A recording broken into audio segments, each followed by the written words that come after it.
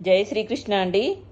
ఈరోజు భగవద్గీతలోని 45, 46 శ్లోకాల భావము, చివరగా పుష్పిక గురించి భావం తెలుసుకుందామండి.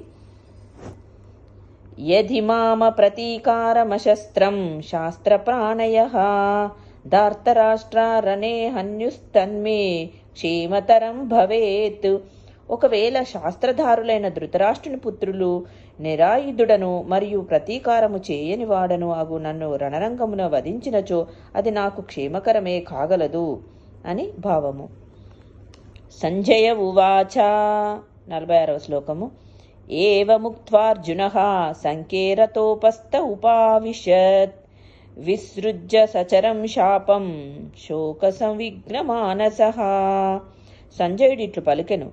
అర్జునుడు రణరంగమునందు ఆ విధముగా పలికి ధనుర్బాణములను పక్కగా పడవేసి దుఃఖముచే కల్లోలితమైన మనస్సు కలవాడై రథమునందు చతికిలబడెను అని భావము.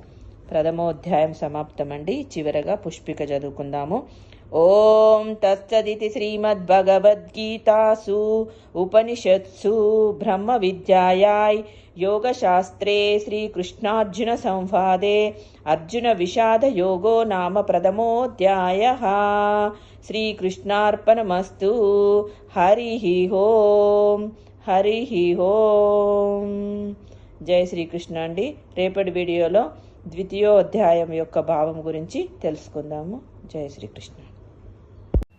ఈ భగవద్గీత ప్రథమోధ్యాయము అర్జున విషాద యోగాన్ని ఇంతవరకు మనకు అందించిన వారు మాధవి అప్పని, మా పెద్దమ్మ కూతురు వాయిస్ ఇచ్చారు. ఆమెకు చాలా ధన్యవాదాలు చెప్తున్నాను. రేపటి నుండి ద్వితీయ అధ్యాయము చెప్పబడను. ఆమె ద్వారానే వాయిస్ వస్తుంది.